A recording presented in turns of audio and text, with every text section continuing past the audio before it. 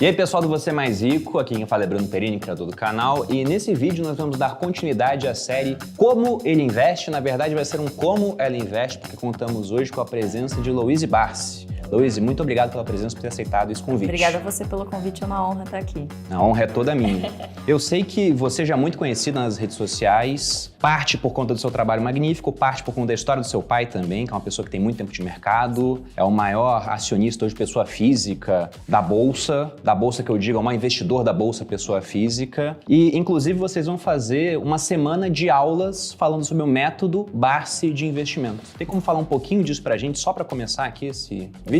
Exatamente, Perini. A gente pesquisou muito, é um desejo de muito tempo, né, que a gente vem planejando. E a gente começou a perceber que no mercado tradicional de pós-graduação, MBA, não tinha nenhum curso focado em value investing. Muito porque você aprender a investir, você sabe melhor do que ninguém, cara, é muito mais prática do que técnica, do que a parte de conteúdo, né? Claro que isso é muito importante, ter a base é fundamental, mas muitas vezes você chega, inclusive na faculdade, você chega no mercado de trabalho, a realidade é outra, né? Então, isso te dá alguns skills, a malícia, né, de investir na prática, ela agrega muito ao conhecimento teórico. Então, a ideia desse MBA é trazer grandes nomes do mercado brasileiro, pessoas das empresas mesmo, aulas em campo, para mostrar para o aluno como que a gente vai a uma empresa, o que que a gente pergunta, o que que não está nos balanços que uma visita a uma empresa é possível você identificar, né? Boa parte do trabalho de investir é o trabalho qualitativo e depois você vai para a parte de valuation, de preço, etc.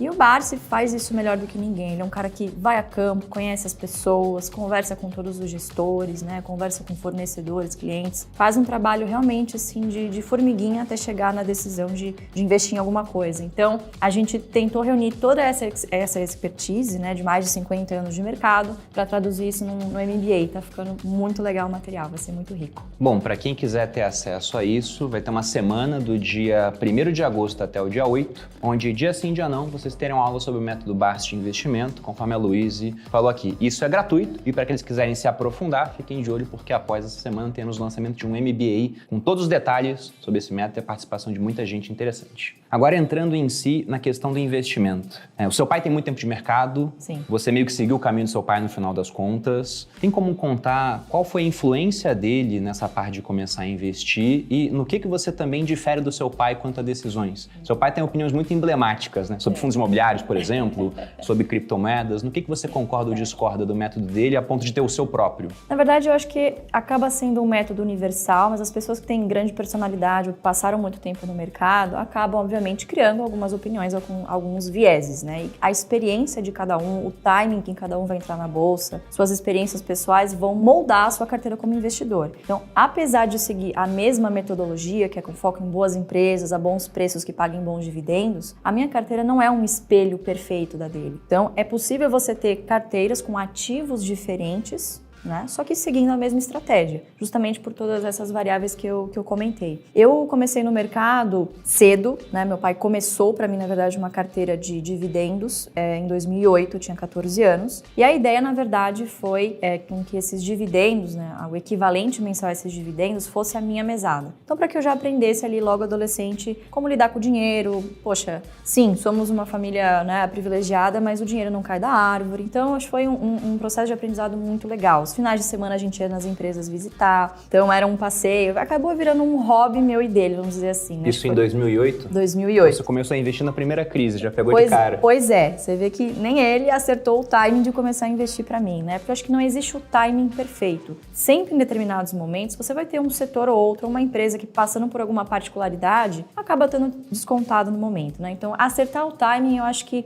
nem é uma tarefa que o investidor deva se preocupar. Mas enfim, e aí fui aprendendo ao longo do caminho, me apaixonando pelo processo, não só pelos ativos, né? Eu adorava ir em empresas, visitar, cara, fábrica pra mim, nossa, eu ficava encantada com tudo aquilo, como tudo aquilo funcionava, né? E eu decidi, olha, eu quero trabalhar com isso. Estudei, fiz economia, contabilidade, afins e fui trabalhar numa corretora, na corretora que ele atuava como investidor, ficava lá e tal, e eu comecei a estagiar na parte de equity research, né, como analista. Depois acabei tirando o CNPI, enfim, e lá eu me deparei com um dilema, né? Quer dizer, eu trabalhando como equity researcher, eu tinha que olhar para ativos que Se eu tivesse, né, 100% desde o início seguido toda a estratégia junto com ele, não visto nada do mundo de investimentos, eu não teria aprendido, né? Então, muitas das vezes é o que você não quer para sua carteira de investimentos, aí você consegue filtrar muito melhor, né? Então eu era, obrigada, claro, por profissão, olhar para varejo, olhar para o setor de aviação, frigorífico, construção civil, que são setores que, em geral, acabam não atendendo todos os critérios para serem boas pagadoras de dividendos no longuíssimo prazo, né? Então ali eu comecei a experimentar, eu falei, cara, quer saber? Eu vou comprar Embraer, eu vou comprar BRF, e todo momento em que eu saí da minha estratégia, aquilo que eu acreditava, eu acabei me dando mal, né? Porque, cara, investir é um negócio muito mais psicológico do que de técnica, né? Muitas vezes você tá correto, mas você não tá correto no timing que você desejaria, né? Então, teoricamente, naquele momento você está errado. Mas se você tem o hábito de investir todos os meses, aquela quantia que não vai te fazer falta no curto e médio prazo, você tem chance de se dar muito bem no longo prazo, né? Então, eu fiz isso, experimentei muita coisa e quebrei a cara com muita coisa. Então, hoje eu sigo o método Barsi, não porque ele me disse que era bom, mas porque eu experimentei outras coisas e falei, cara, realmente esse é meu perfil, é para isso que eu sirvo, eu gosto de empresa que paga dividendo, e é isso. E tá tudo bem. E existem outros perfis de outras pessoas que não se adequam a esse perfil de investimento e vão ganhar dinheiro com outros tipos de ativos, né? Então, eu acho que é isso, é você se descobrir na sua trajetória como investidor. Tem muito também de autoconhecimento nesse processo, né? Por isso que não vem do dia para noite. Você citou o método Barsi, vocês têm um acrônimo que eu acho muito interessante, que é o BEST. O BEST. E eu vejo o quanto eu sou ruim em fazer acrônimos. Porque o Thiago tem a ARCA, que também é muito bom, e se eu olho a metodologia da ARCA, eu vejo que eu sigo a ARCA. Não os percentuais que ele bota muitas vezes, mas com uma variação. E quando eu bati nesse BEST de vocês, eu falei, caramba, eu gosto disso também, né? Porque são ótimas empresas, são bancos, são elétricas, saneamentos, seguradoras e telecomunicações. Me corrija se eu estiver errado. E esses setores são ótimos. Aqui no Brasil, em alguns desses setores, você tem verdadeiros monopólios ou oligopólios, e aí fica muito difícil de você romper essa competição. Pensa até em um cenário de crise como a gente está vivendo agora, tem um monte de fintech que estava competindo com os grandes bancos, que agora vai enfrentar sérios problemas para ter acesso a recursos, enquanto os grandes bancos estão tranquilos, até se dão bem nessa subida de juros, e devem sair da crise maiores do que eram antes. Exato. As suas ações hoje estão todas dentro dessa classe, do BEST? Banco, elétrica, seguradora? Tem alguma que foge disso? E por que fugiria? Tem algumas que fogem disso, né? O BEST é um acrônimo mais que a gente criou para o investidor iniciante que se depara com a bolsa, são mais de 400 empresas listadas e fala, por onde eu começo? Geralmente essas pessoas filtram do maior para o menor, quem está pagando o maior dividend yield, e aí acabam se dando mal, e aí a culpa é da estratégia de dividendos, porque geralmente essas empresas que estão pagando disparadamente maiores dividendos são as que, teoricamente, os investidores vão atrás, e o preço não necessariamente vai ser aquele mais interessante no momento. Então a gente criou esse acrônimo, outras empresas se encaixam nos critérios de perenidade, pagam bons dividendos, né? Mas são um pouco mais difíceis de você analisar. É muito mais fácil, por exemplo, você entender o que um banco faz, faz parte do seu dia a dia, do que uma Klabin, por exemplo, né? Apesar de fazer coisas do seu cotidiano, é um processo complexo, verticalizado, passa por muitas fases, terminologias específicas do mercado, né? Então, o BEST ele nasceu com esse intuito de simplificar. Então, olha, você que está começando, cara, começa por empresas desse setor. Você está no seu dia a dia, são aqueles boletos que você não pode deixar de pagar. Então, você está ferrado se você deixar de pagar o seu cartão de crédito no final do mês, você entra no rotativo, enfim. A mesma coisa com a sua conta de telefone, né, de celular, enfim, de dados e todos os outros setores que você comentou do BEST. Então, nasceu com esse propósito. E esse tipo de empresa geralmente guarda uma característica de gerarem grandes margens. O que é isso, né? Você consegue gerar fluxo de caixa suficiente para você tanto reinvestir, tanto para você remunerar o seu acionista a longo prazo, né? Então, basicamente isso. Aí outro dia me perguntaram, mas por que o agro não entra nisso? Eu falei, porque o acrônimo ia virar besta, né? Aí não ia ser mais tão legal quanto o BEST, né? Mas aí eu falei, puxa, aí Perini me influenciou, besta, pensando, ia ficar um acrônimo não muito legal. Entendi. E é até engraçado você comentar sobre a questão da conta de telefone, porque eu dou um exemplo, eu sou acionista de Vivo já há bastante tempo. E uma vez a minha conta aumentou, como sempre aumenta de tempos em tempos, isso. E eu tava com um saco de ligar e ver o que ia acontecer se eu tentasse renegociar a conta. Aí foi apertando as opções, disca 1 para não sei o quê, 2, 3. Daqui a pouco eu caí numa gravação que falava assim, sim senhora, sua conta de fato aumentou, foi tanto e é isso. até logo. E não falaram mais nada. Aí eu pensei, caramba, eu não tenho nem como negociar com uma pessoa, a não ser que eu ligue pra ficar mais uns 20 minutos pra ver se eu caio em alguém pra tentar fazer alguma coisa. Ou tento cancelar o meu plano, por exemplo, que talvez eles me deem algum desconto. Isso falei, porque melhorou, hein? Melhorou deixa. Alguma coisa, mas ainda a barreira de saída é muito grande, realmente. Pois é, então você tem poucas empresas já muito grandes que têm um poder de remarcação de preços também que garante para elas uma baita de uma vantagem competitiva. Exatamente, são essas empresas que estão bem posicionadas para passarem um efeito inflacionário. Isso se reflete automaticamente no lucro. Bolsa a longo prazo é resultado. Consequentemente, dividendo é uma métrica real, que ao longo do tempo foi corrigida por inflação. E faz parte de uma das partes do seu retorno nas ações. Então, ações por serem ativos reais, e no caso boa parte dessas empresas conseguem passar o custo inflacionário, costumam ser bons ativos para períodos como esses que a gente está vivendo, né? E paradoxalmente, é justamente quando as pessoas fogem da bolsa. Exato. Se Não a gente é? for observar agora, a gente tem mais gente saindo da bolsa do que entrando. Exatamente. E correm para falsa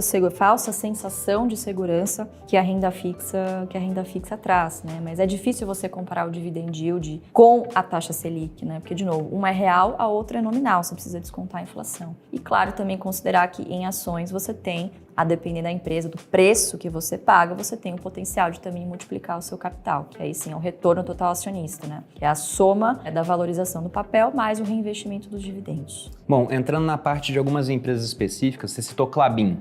Tá na sua carteira hoje? Ainda não. Não, porque o que acontece? Eu acabei vendendo a empresa em 2021, ia continuar fazendo parte do Conselho Fiscal, enfim, eu falei, putz, vai dar muito conflito de interesse aqui, fiquei muito tempo em período de silêncio, eu acabei vendendo essa ação. Eu entrei nela durante a pandemia, eu paguei acho que R$14, Klabin 11. Acabei vendendo por 29, 30 no ano passado. Acabei não voltando ainda, mas assim que possível, voltarei. Excelente papel. Eu ia te perguntar sobre ela porque você faz parte do conselho dela e de várias outras empresas. E aí você falou que até vendeu o Klabin porque entrou no conselho. Não seria mais interessante ter comprado porque você tem mais acesso ao que o pessoal vai fazer com o dinheiro dentro da empresa, como vai ser reinvestido aquilo? Cara, sabe o que é engraçado? Muita gente me pergunta, vocês têm informação privilegiada. O fato de estar lá dentro te dá uma visão tão privilegiada que algumas coisas que o mercado talvez nunca saiba e nunca vão precificar. Então, às vezes você tem uma visão extremamente pessimista por alguma informação que você tem lá dentro, você vende o papel e o negócio explode. Você fala, cara, como é possível? Eu conheço as pessoas de lá, como que esse negócio está subindo? Às vezes por outras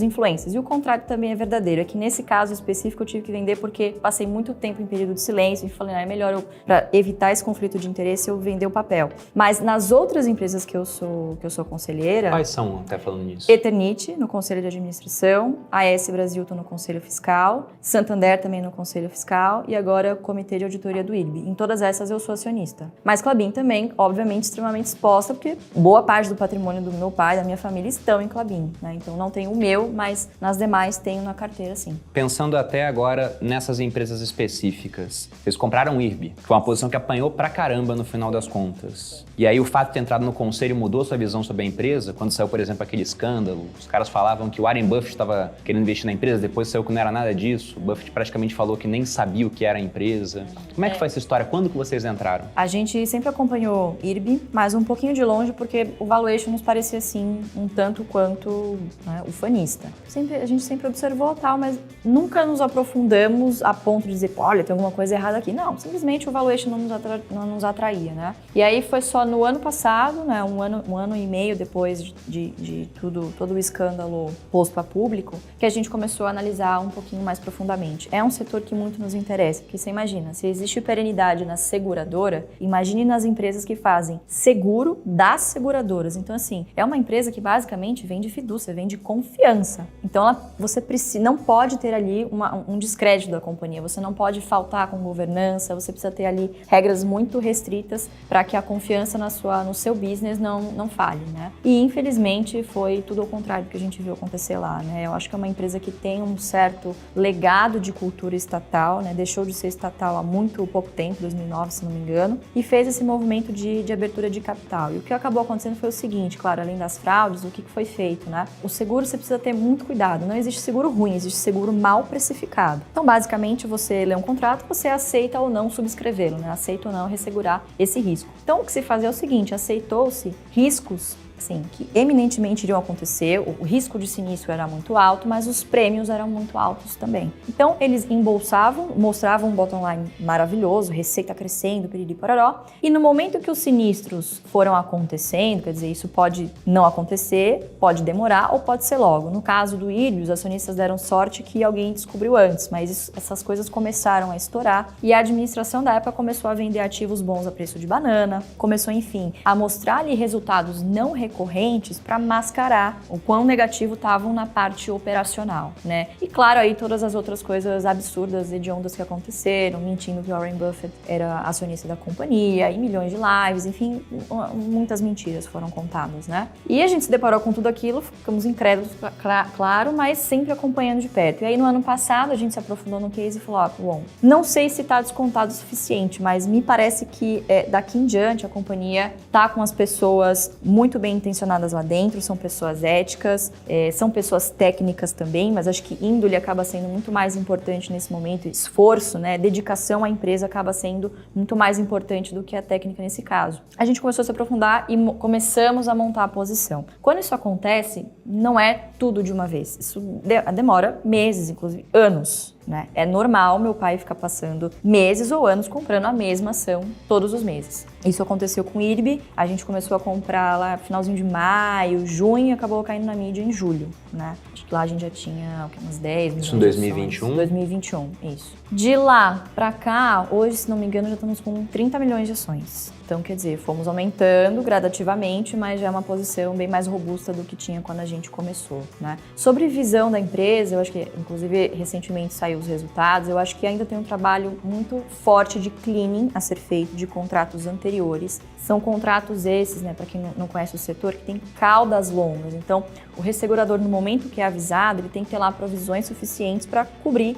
esse prejuízo, vamos dizer assim. A depender do prejuízo, como as reservas foram prejudicadas, quer dizer, foi distribuído pagamento de dividendos de um dinheiro que não era para ser distribuído, ele era de reserva, era para ter ficado guardado como garantia. Então, hoje a empresa precisa de um novo aporte de capital para ter garantia suficiente para garantir, obviamente, tudo aquilo que ela ressegurou, né? Isso aconteceu no ano passado e muito provavelmente já é público que vai precisar nesse ano de novo. Então, é um processo que ainda vai demorar. Ele não é do dia para a noite. Então, essa é uma empresa in turnaround que hoje não pode pagar dividendos, mas saneada tende a pagar excelentes dividendos, porque ela é uma geradora de caixa nata. O seguro ou resseguro, você primeiro paga e reza para você não usar. Então, é exatamente isso. É uma empresa que primeiro gera a receita, depois talvez ela gere as despesas, né? Então, é um case interessante. Mas ele é um turnaround no momento. Né? Então, ele não está enquadrado naquilo que vocês mais gostam, porque, como você disse, não paga dividendos nesse momento. Exatamente. O Howard Marks, e a gente tem até na Finclass uma aula muito boa dele lá, ele tem uma frase muito famosa que, durante uma reportagem, estava uma repórter falando com ele, né,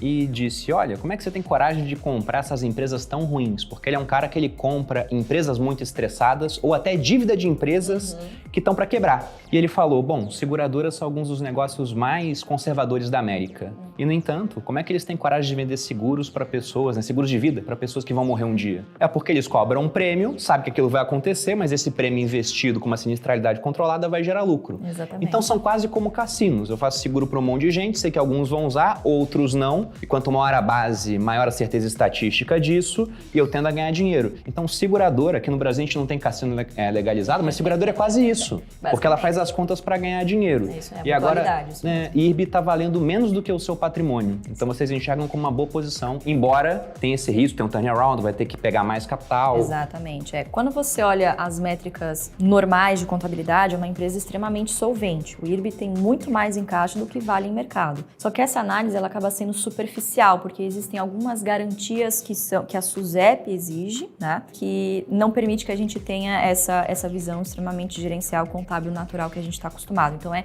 são outros tipos de indicadores de solvência, né? tem lá os seus indicadores especiais do setor. Então, justamente por esses motivos, é uma empresa que vai precisar se capitalizar nesse momento. Nem tudo que a empresa tem de ativos serve como garantia, nem tudo a SUSEP aceita, né? Então, tem que ali haver o respeito ao enquadramento desses recursos. Por isso que a gente acredita que a empresa vai buscar no mercado, né? E outras alternativas, pode ser venda de ativos que não servem para garantir, né? Enfim, tem que esperar a empresa se manifestar a respeito de qual será esse plano para a recuperação, né? Mas eu não acho que é algo rápido, não vai acontecer da noite para o dia, né? Até porque confiança você não recupera da noite para o dia. Com certeza. Então, para o investidor, vai ter que ter uma paciência de monge nesse negócio e muitos não têm, né? A gente sabe que... E é compreensível, né? Muitas pessoas entraram realmente pensando que era uma ação, poxa, que ia se multiplicar muito mais vezes pelo que era dito, né? Ela estava subindo muito logo depois do IPO, né? Muito. Teve uma performance muito boa. Direto, né? Foi e ainda veio essas notícias de Warren Buffett vai comprar parte da empresa, não sei o quê. Exatamente. Eu lembro que todo mundo me perguntava, por exemplo, no Instagram, quando saía esse tipo de coisa, se eu tinha posição, se eu não tinha. Mas aí até saindo um pouco dos ativos específicos, indo para uma questão de alocação. O seu patrimônio hoje, ele fica todo em ações? Não tem uma parte em renda fixa, alguma coisinha em fundo imobiliário? Como é que funciona? Tem sim. Tem a parte de reserva de emergência e reserva de oportunidade, né? Eu não considero, claro, tá na carteira de investimentos, mas eu não considero um investimento para multiplicação de patrimônio. É a conservação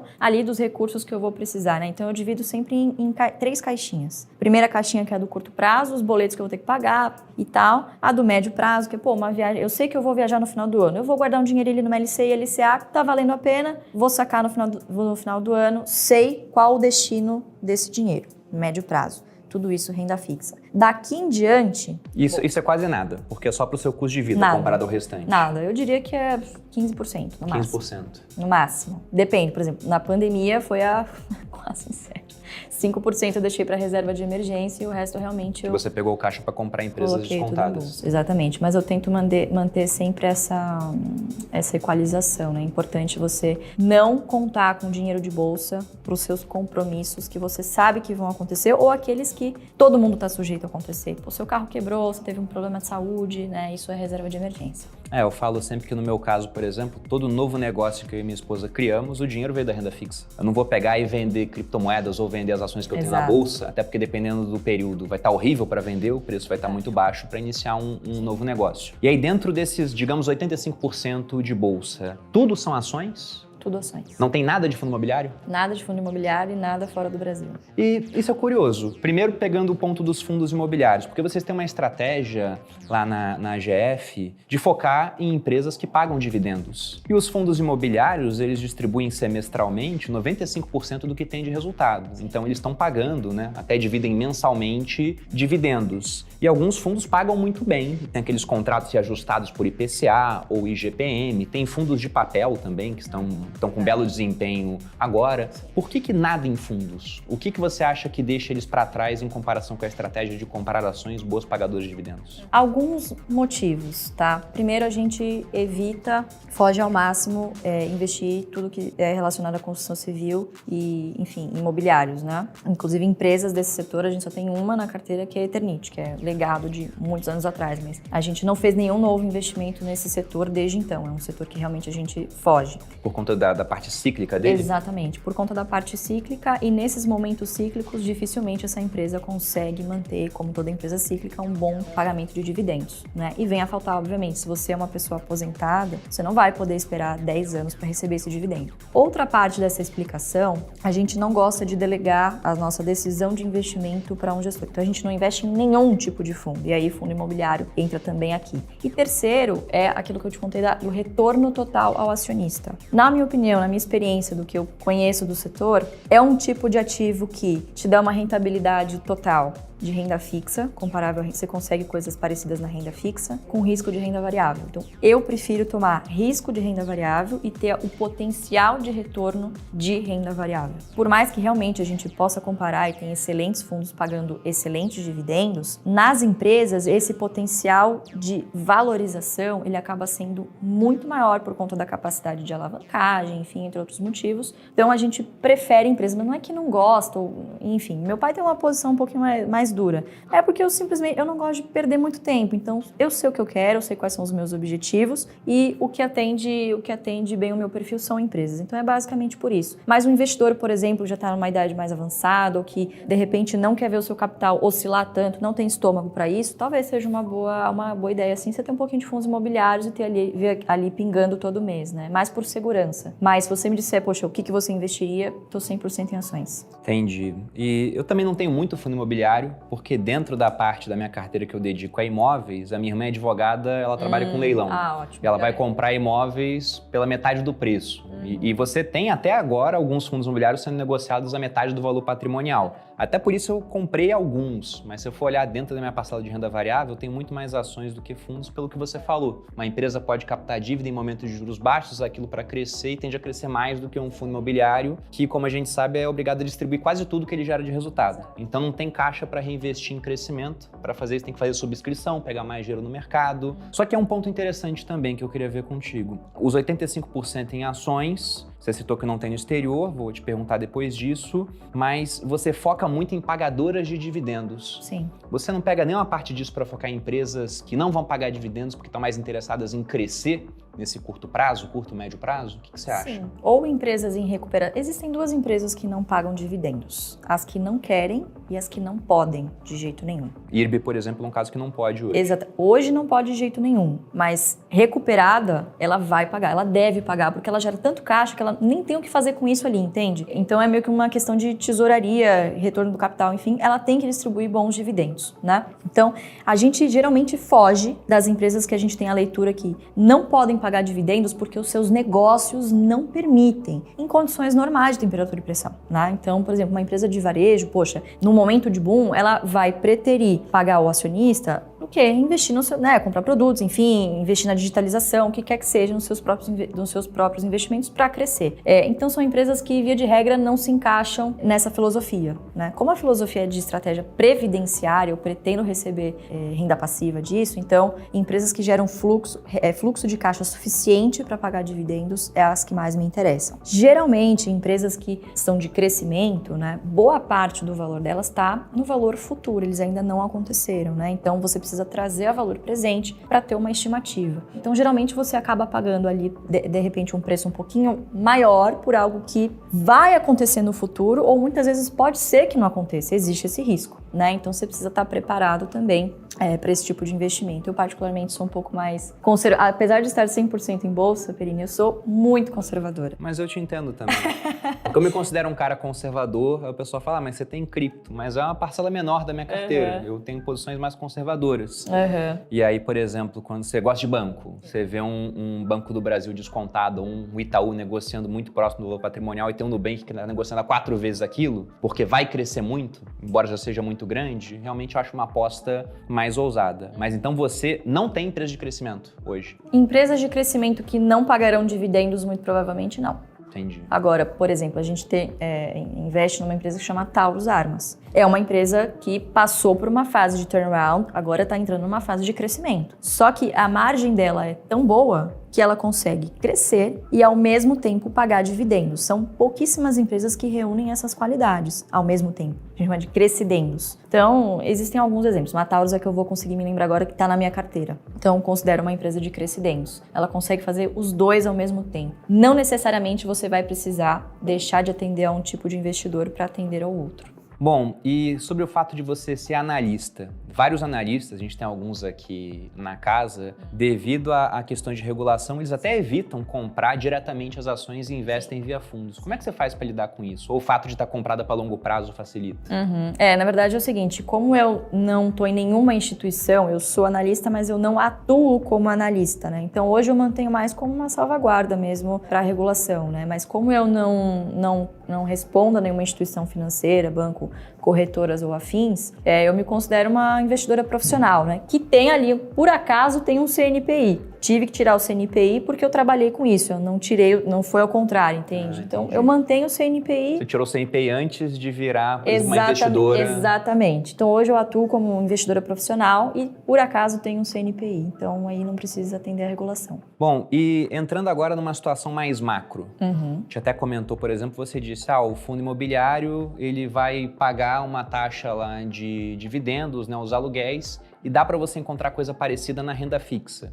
E o que a gente viu a partir do começo de 2021 foi uma Selic que estava em 2 e agora está em 13. Com tendência a subir mais. E aí você tem indexados à inflação que estavam pagando IPCA mais 3 e alguma coisa e agora tá IPCA mais 6. E se você pega lá fora também, juros americanos aumentando. Ontem, né, o Banco Central Europeu aumentou em 0,5 ponto percentual a taxa de juros, movimento que não acontecia há 11 anos. Isso influencia suas decisões de investimento ou você segue procurando aquilo que você gosta dentro do método Barsi e essa condição macroeconômica não importa tanto? Não tem como não importar, porque tudo hoje está muito integrado, né? Então, o que acontece na Ucrânia vai impactar no resto do mundo, vai acabar impactando algumas das empresas que a gente tem em carteira, isso inevitavelmente. Por isso que é importante você entender o que a empresa faz. Né? Então, se você não consegue descrever em uma frase simples ou em um parágrafo o que as empresas da sua carteira fazem, você está errando, porque você provavelmente não vai entender qual que é o efeito do dólar ali naquele insumo que ela usa, ou qual que é o possível efeito do dólar, do câmbio, da taxa de juros no cliente,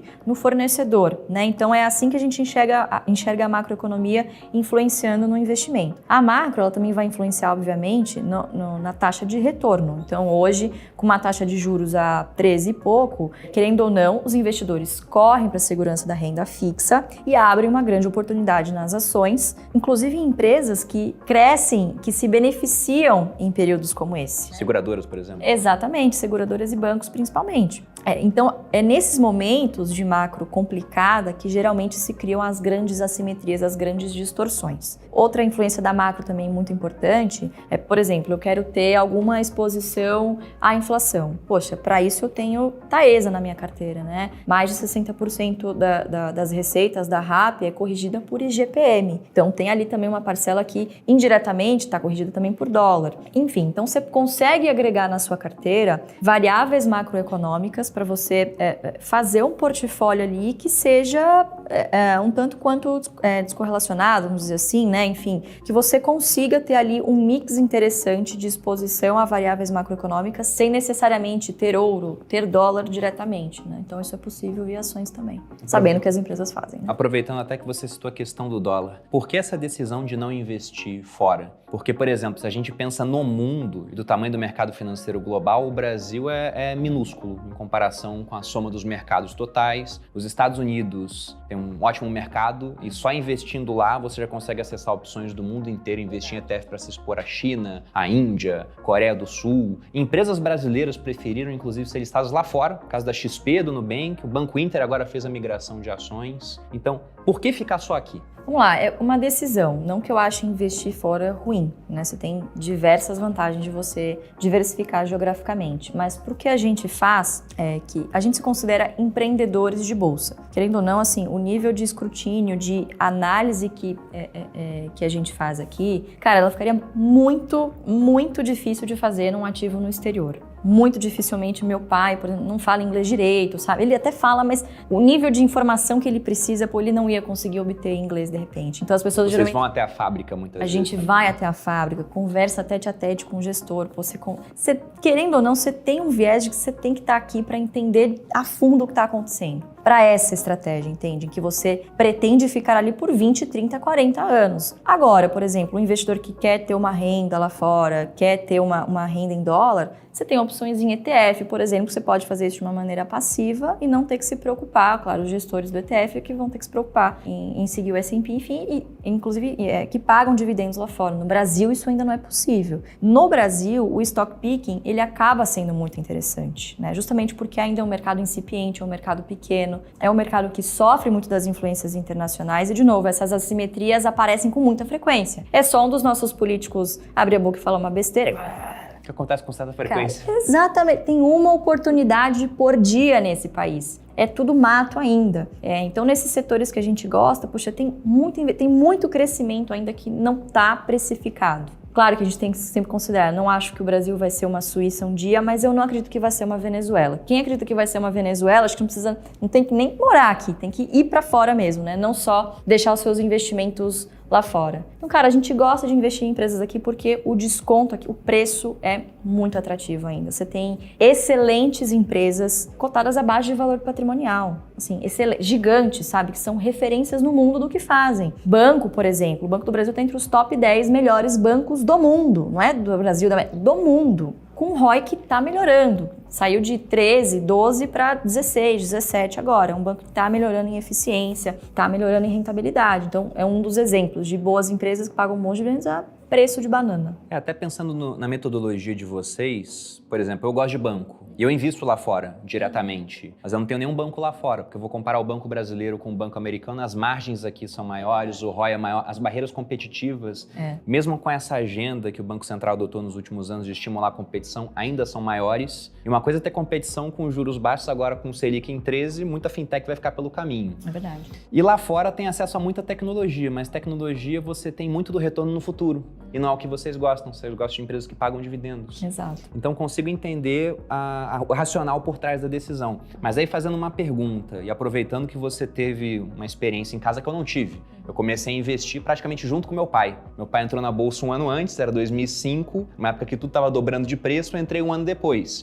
Então ele não tinha muito de história de investidor para me contar. E o seu pai investe há 50 anos, que você disse? 50 anos. Então ele pegou nos últimos 50 anos várias trocas de moeda aqui no Brasil, ele pegou um plano Collor, ele pegou disrupções políticas que aconteceram. 50 anos você volta no tempo, em 1970, a gente estava no governo militar. Ainda teve 15 anos de governo militar, depois veio uma eleição indireta, redemocratização, períodos diferentes, e quando ele entrou, se não me engano, era o Cruzeiro, mudou para Cruzeiro Novo, voltou Cruzeiro, Cruzado, trocou de moeda um montão de vezes. Mesmo assistindo tudo isso, teu pai nunca falou, nossa, eu acho que é melhor ter um pezinho fora do Brasil, porque pode ser que isso aqui dê errado? Nunca, cara. Impressionante. Porque assim, toda crise, a gente sempre acha que vai voltar pra era medieval, né? Puta, vai tudo acabar, é isso, tudo que a gente conhecia vai morrer. Quando, na verdade, os agentes econômicos olham aquilo e se desenvolvem, arrumam soluções para os seus problemas. Tem sido assim que a humanidade é a humanidade. Então, eu acho que ele teve essa visão. Na época que ele começou, não era tão simples assim você investir fora, né? Isso, na verdade, tem melhorado nos últimos 10 anos. É muito recente. 5 anos, vamos dizer assim. A tecnologia permitiu isso, né? Os custos hoje permitem que as pessoas diversifiquem geograficamente, né? Então, a tecnologia, o acesso à informação facilitou muito isso. E na época, as informações eram muito restritas. Então, imagina, você tinha que picotar o seu dividendo e ir na empresa receber, senão você não recebia o dividendo. Não tinha essa mamata de cair na sua conta corrente, da B3 ser a contraparte central. A tecnologia, ela ajudou de uma maneira extraordinária aos mercados se desenvolverem também. Então, na época, era algo muito difícil de você diversificar geograficamente, né? Então, por isso que provavelmente ele acabou encontrando uma maneira de se desenvolver aqui. E claro que no início, quando você chega cedo, você bebe água limpa. Pouquíssimas pessoas faziam o que ele fazia, muitas pararam no meio do caminho por motivos diversos e pouquíssimos continuaram e foram bem-sucedidos, né? A estratégia em si é muito fácil, mas ela é difícil de ser aplicada, muito difícil de ser aplicada. Exige assim um nível de disciplina, de foco realmente, de não se importar com os ruídos que estão aqui do seu lado e ao mesmo tempo escutar, porque pode ter alguma coisa interessante aqui rolando, mas o nível de concentração, de disciplina, ele é fundamental para você ser bem-sucedido. E nem todo mundo tem essa característica, que é treinável, né? Eu não nasci disciplinada, mas eu me tornei disciplinada por necessidade. Nem todo mundo tem essa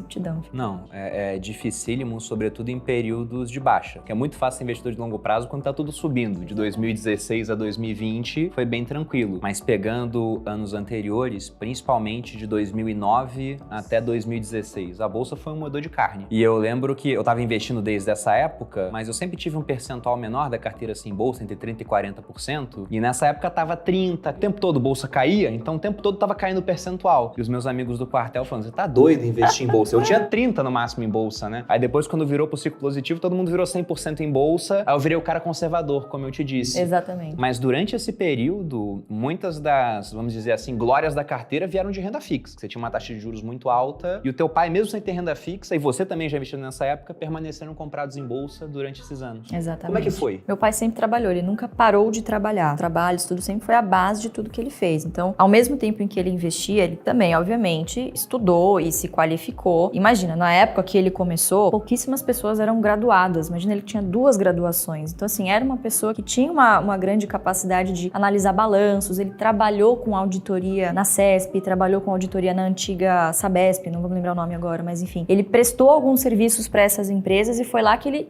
falou, por que eu tô aqui me descabelando pra descobrir o que vai cair, o que vai subir? Eu não tenho a menor noção do que vai acontecer. Cada dia uma notícia nova. Eu não tenho condições, eu assim, realmente admito, não tenho competência pra prever o futuro. Eu preciso descobrir um jeito de não amanhecer rico, no final da noite, no final da tarde, tá pobre de novo. Me recuso a voltar à pobreza, é o que ele sempre diz, né? Que ele começou na bolsa pra nunca mais voltar a ser pobre. Então ele começou a olhar ao redor nas empresas que ele auditava, o que acontecia? Bom, o governo delegava uma concessão às empresas, enfim, essas empresas tinham gestores competentes que eram pagos para pensar no bem-estar da empresa e o governo dividendos, sem trabalho nenhum. Então ele falou, por que eu, como um pequeno dono, não tento fazer a mesma coisa? E aí ele fez um estudo que se chama Ações Garantem o Futuro, e ele fez esse estudo, uma outra empresa, acabou não dando certo, e chegou na CESP, que era uma empresa que pagava excelentes dividendos e estava extremamente descontada. O combo dividendo e preço, ele é fundamental. E aí ele foi comprando, foi acumulando, em determinado momento, depois de 8 anos, ele começou a receber de dividendos o que ele recebia de salário, e começou ficando cada vez mais fácil dele investir, ele continuou uma vida muito simples, com conforto, mas muito simples, então ele investia boa parte do que ele ganhava, nunca parou de trabalhar. Para você gerar a bola de neve, você precisa deixar nevar também, né? Sim. As pessoas querem gerar a bola de neve, mas não tem nada ali investido, então isso exige tempo. A única variável na equação de valor futuro que é exponencial é o N, que é o tempo. Em 8 anos, trabalhando, estudando e seguindo a estratégia, ele já conseguia, que o pessoal chama de independência financeira. Se ele quisesse parar de trabalhar, ele poderia fazer, mas, de novo, ele faz porque ele ama, ele gosta, continuou trabalhando,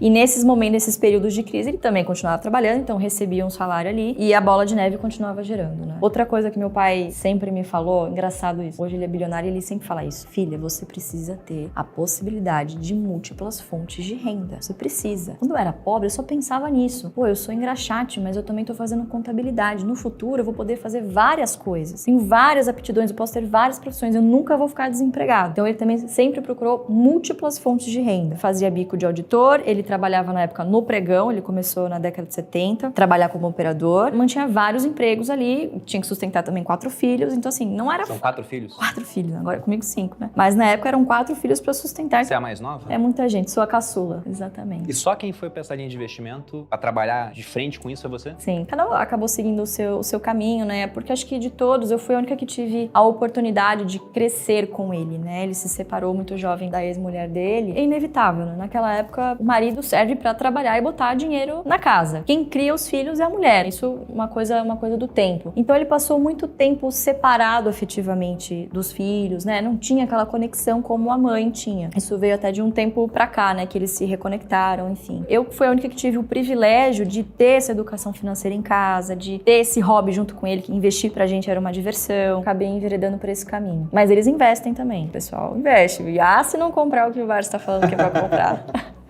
Tem como você dar, já chegando até a uma parte final, fazer umas perguntas mais rápidas, mais uma visão geral da sua carteira? Porque você falou, tem uns 15% em renda fixa, mas é mais focado no curto prazo, reserva de emergência, um caixa para possíveis oportunidades, que eu imagino que agora seja até baixo, tendo em vista o desconto que a gente tem em várias empresas de bolsa por conta de conjuntura macroeconômica. E dentro dos 85, como é que fica? Quantos papéis você tem? Quais são aqueles que você pode falar assim, eu tenho mais um pouco disso, um pouco menos daquilo que eu acho mais arriscado? Por conta da conjuntura, nesses últimos 2 anos, eu acabei aumentando a minha exposição em seguros e bancos. Poxa, se subir taxa de juros, muito provavelmente num fundo aqui, as empresas que acabaram ficando descontadas foram justamente bancos e seguradoras. Então, naturalmente, buscando um yield interessante e um preço interessante, me expus bastante nesses 2 setores. Eu tenho praticamente 25% em cada um deles, 25% em bancos, 25% em seguradoras. Seguradoras eu tenho basicamente BB Seguridade, praticamente esses 25%. Nos bancos tá bem dividido entre Banco do do Brasil e Santander. São, de longe, as 3 maiores posições. E o resto está um pouquinho mais fragmentado nos outros setores. Telecom eu não tenho hoje. É um dos únicos setores do Best que eu não tenho hoje. Mas tenho ali Sanepar em saneamento, energia tenho Taesa, tenho bastante Taesa, gosto dessa coisa interessante de corrigir inflação nas receitas. AS Brasil, TRPL, algumas naturais aí de energia também. É basicamente isso. Você teria quantas 13, ações? 14 empresas. 13, 14 empresas? Você tem um número limite de exposição a número de empresas assim? Não tem um número limite. A conta que eu costumo fazer é o seguinte, eu multiplico o tempo que você tem em bolsa, em anos, no máximo 3 ativos por ano. Essa é uma conta básica que eu faço. Eu tô há 11 anos na bolsa, então teoricamente eu poderia ter até 33 empresas. Eu gosto de ter uma diligência, de fazer um trabalho de acompanhamento de boa parte dessas empresas de perto. Seria impossível, por exemplo, acompanhar 20,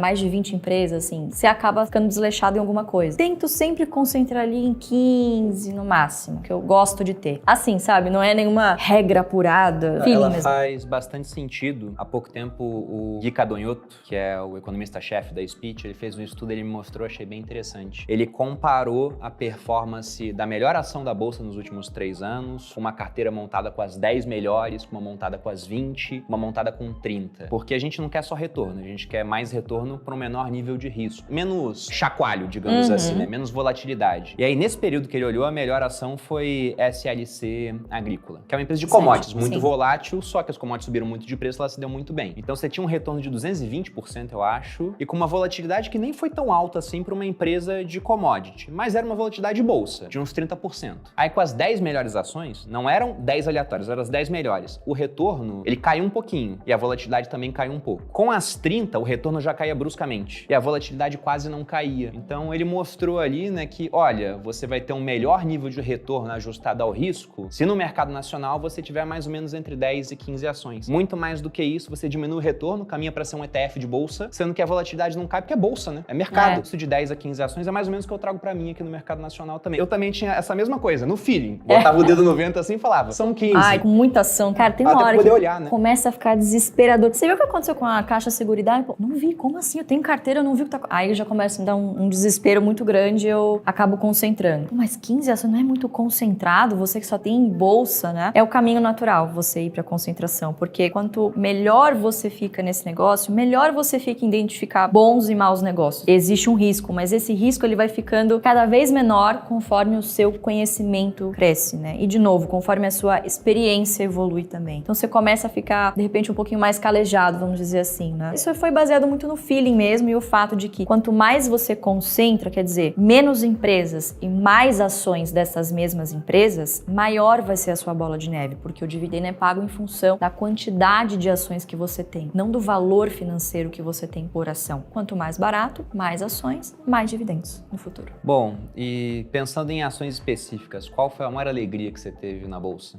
Cara, foram tantas alegrias, mas vou te falar, a Taurus foi uma empresa que me deu muitas alegrias. Foi o maior retorno que você já teve? Foi com Taurus? Cara, honestamente, eu não fico fazendo conta de, puta, essa empresa multiplicou várias vezes. BB Seguridade me deu muitas alegrias recentes. Comecei a comprar, o papel tava 27 por aí em 2020, comprei uma coisinha, depois caiu, continuei comprando. O preço médio hoje tá R$21. Só alegria. E pagando bons dividendos, né? Eu não costumo olhar muito a rentabilidade. Eu gosto de... total. Eu gosto de ver o que as empresas estão me pagando de dividendo em relação ao que eu paguei. Então, Braskem, uma empresa que me deu muitas alegrias. Comprei a R$23 na pandemia. Cara, Unipar, acho que de alegria de dividendo talvez tenha sido a maior. Alguns exemplos aí. Então eu gosto de medir a minha alegria pelo montante de dividendo que eu recebo na conta, não pela valorização do papel. A gente fica até triste, né? Porque são menos ações que a gente pode comprar. Porque se sobe muito rápido também, o nível de preço talvez não fique mais compatível com a sua estratégia. E não necessariamente a gente precisa vender, né? Porque vai continuar gerando dividendos. Você usa esse fluxo de caixa para se expor a outras coisas. E o dividendo você pensa do preço que você comprou, né? Você comprou, sei lá, R$6 e ganhava 10% de dividendo, agora ela tá 12, mas continua pagando 10%, para você é 20. limite. Exatamente, esse retorno continua aí, né? Então tem que fazer essa conta também. E tristeza na bolsa? Várias também. Acho que eu já citei Natural, algumas, né? Mas, cara, BRF eu sofri demais, porque eu tinha certeza que ia subir. Sabe assim, eu falei, eu tinha certeza, isso tinha tudo pra dar certo. E veio carne fraca, veio, enfim, uma sucessão de coisas ruins que aconteceram, não só com a empresa, mas com o setor, má gestão, briga societária, geralmente com corporations, por incrível que pareça. Então, hoje, uma das minhas métricas também é eu gosto de empresas com controle definido, porque você tem de quem cobrar a performance. De corporation, você tem que bater lá na porta de cada um dos conselheiros para ver quem tem a caneta, né? Geralmente, ou você tem uma administração que caga porque o conselho fala, isso acontece, tipo, o presidente é o dono da empresa. Em outras empresas você tem ali, cara, lunáticos no conselho, que cada um acha uma coisa, a maioria vence, a empresa não tem um direcionamento estratégico. Vira democracia, quase um país, né? Exatamente, quase um Brasil, não é mesmo? Basicamente um Brasil, né? E dependendo do louco lá que tá lá presidindo o conselho, o país vai pra esquerda, pra direita, ou não anda. Então eu gosto de empresas de controle definido. E BRF foi, cara, machucou, porque comprei, aí falei, não, calma, é só um negócio passageiro, né? Aí fui lá, comprei mais um pouco, fiz o preço médio. Continuou caindo. Não, gente, vai preço subir. Médio? Médio. Aí você vai comprando. Você não quer ter aquilo na sua carteira, mas você coloca mais dinheiro na esperança de atingir o fundo e quando voltar, você vende e fala, sou trader, né? Então, fiz isso com o BRF, assim, 6 meses. Pô, chegou a R$16. Eu falei, cara, eu não aguento mais. Aí era o fundo, né? Aí você aprende. Esse é o fundo. Quando você não aguenta mais, você não tem mais coragem de colocar dinheiro. Eu falei, cara, parei. Subiu lá para uns R$18, eu vendi. Falei, cara, errei. Não quero mais ver quanto é que tá o papel. Dane-se. Vou seguir a minha estratégia. Acho que foi esse o último grande tombo, assim. Foi não grande, machucou meu ego, mas não machucou o meu bolso. Isso que interessa, né? Aprendi com a lição e... Melhor coisa no final das Melhor contas, coisa. então. Tem uma pergunta que a gente colocou aqui no roteiro que eu não posso deixar de fazer. Apesar de já saber a resposta, porque eu já vi sua resposta sobre isso em outros podcasts, em outros vídeos. Mas pensando em criptomoedas, teu pai tem uma opinião, ele é muito forte quanto a essa questão. Ele fala bem mal, né? Até o pessoal brincou, pô, chama o Barça pra vir pra cá. Eu falei, cara, vai me humilhar se eu perguntar pra ele sobre criptomoeda, né? Porque eu já sei a opinião dele. Mas eu queria saber a sua opinião, porque você já é uma pessoa muito mais jovem e você viu essa mudança do mundo, evolução tecnológica. Qual a sua opinião, por exemplo, sobre Bitcoin? Porque cripto existem mais de 20 mil, muitas delas sem pé nem cabeça, mas tem essa que é a mais antiga, alguns países já estão adotando como moeda oficial, já tem empresas diversificando parte do caixa em Bitcoin. Qual a sua visão sobre isso? Olha, como moeda, como tecnologia, eu acho incrível, eu acompanho, eu estudo muito. Mas como investimento, de novo, eu fujo de tudo aquilo que não tem capacidade de gerar um fluxo de caixa, que não gere lucro, portanto, que não gera dividendos, né? Por mais que hoje exista o stake, você pode emprestar, enfim, tá vendo? Estudei um pouquinho. Não é um dividendo. É uma renda passiva, mas não é como um dividendo. Uma renda fixa. É uma renda fixa, exatamente. Então, não faria sentido eu ter isso na minha carteira e, enfim, a gente gosta de concentrar no que a gente sabe fazer. É mais por definição mesmo, não é por preconceito. Agora, eu teria se as minhas empresas me pagassem os dividendos que elas distribuem em Bitcoin. Tranquilo, aí teria a moeda na minha carteira. Acho que enxergo assim. Mas eu me interessar e comprar Bitcoin ou criptomoedas como investimento, não me vejo fazendo isso hoje. Pode ser que eu mude de ideia, mas hoje não. Perfeito.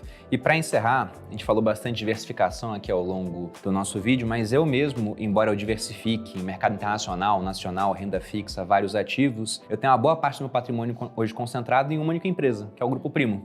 Se eu for pensar no que eu tenho investido, no que eu tenho aqui no grupo, o grupo é a maior posição que eu tenho de longe, muito maior do que a somatória de várias, inclusive, que eu tenho em bolsa. E você tem um projeto educacional também, Sim. Que é a GF, tem a plataforma GF+. Fala um pouco disso pra gente. Cara, foi um projeto que, assim, a gente não tinha... E com todo o negócio, né, que começa assim de repente, a gente se reuniu e falou que a gente precisa fazer alguma coisa do Barsi.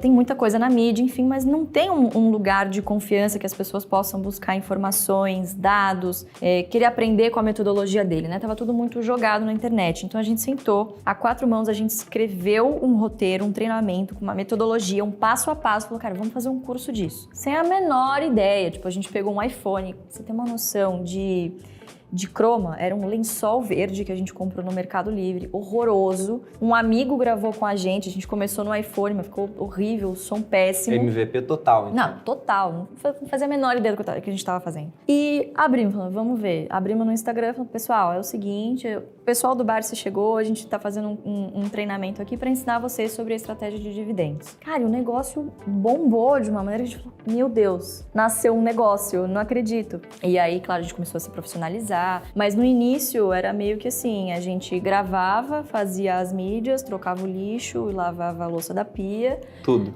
ao mesmo tempo, né? E normal, noite sem dormir, enfim. Cara, e aí o negócio foi crescendo, assim, a gente se preocupou em fazer tudo com muita parcimônia, do mesmo jeito que a gente investe nas empresas na bolsa, né? Sem crescimento exorbitante, né? Receita, sem gerar dividendo. Então, poxa, é uma empresa saudável que gerou bons crescimentos, mas que também paga bons dividendos pra gente, né? E hoje, poxa, a gente já tem outros sócios crescendo em outras linhas de receita, então nasceu como um educacional, a gente tem alguns treinamentos, né? O JBI, que é o Jeito Barça de Investir, é o carro-chefe desse segmento. O segundo segmento é plataforma. A gente tem o AGF+, que ele, além de ser um consolidador de carteira, um gerenciador de carteira, tem ali diversos dados de bases pagas concentradas ali e também dados que nós geramos, então, não de análise, mas, por exemplo, dividendo médio, poxa, dividido por 6%, que é a nossa metodologia, tá lá um preço teto, por exemplo, para você se basear e começar a estudar se essa ação é interessante ou não. Tem comunidade, enfim, tem várias ferramentas que a gente desenvolveu para o investidor que está focado em longo prazo e dividendos, que vão encurtar um tempo,